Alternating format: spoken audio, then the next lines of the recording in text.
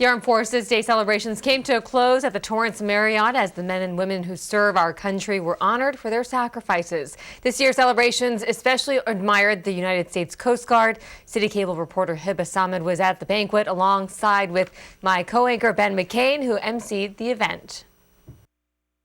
O'er the land of the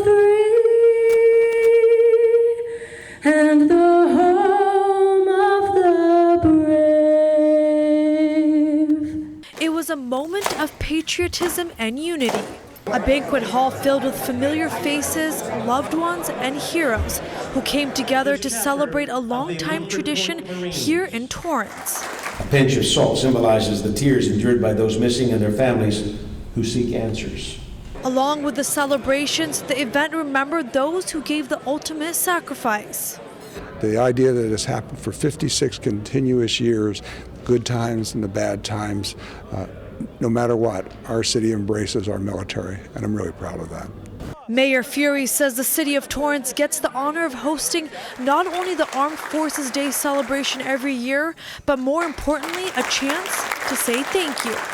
Here in Torrance, we recognize just how lucky we are to have men and women like you who give us the ability to enjoy the freedoms that we have.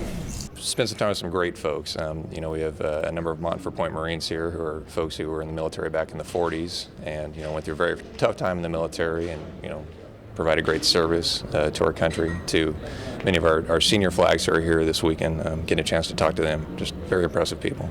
Joseph Martin is the commanding general of the U.S. Army National Training Center in Fort Irwin. He served for 34 years and says the Armed Forces Day celebration gives him a chance to connect with new and old friends, but also reaffirms the support the military continues to have by the city of Torrance.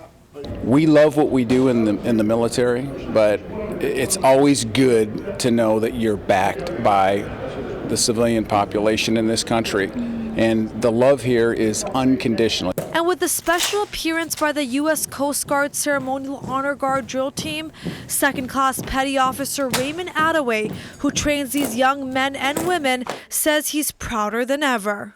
It's amazing because you just don't get that, because after this we'll fly back to the East Coast and we'll go back to our regular jobs and move on. But to know that we looked back and got to be a part of this, what happens in Torrance, and it being a Coast Guard year for it, that's just something we'll talk about for the rest of our time. Today, our armed services are something, for a lot of people, you read or you hear about, but you don't often get to see and touch. But that's not the case here in Torrance. With the biggest turnout yet. This was the best Armed Forces Day I have ever seen. And as many of these men and women continue to serve, they know that every step of the way, there is support. For Torrance City Cable, I'm Aemed. Thanks, Hiba. Now, Ben, you had the honor of emceeing this event second time in a row now. That's right, Jen, and it is such an honor, and it is a wonderful event for the city of Torrance, and as we mentioned, 56 consecutive years. Right, what a great tradition we have. Pretty amazing. It is. Still ahead, some upcoming events you won't want to miss. We'll be back in just 30 seconds.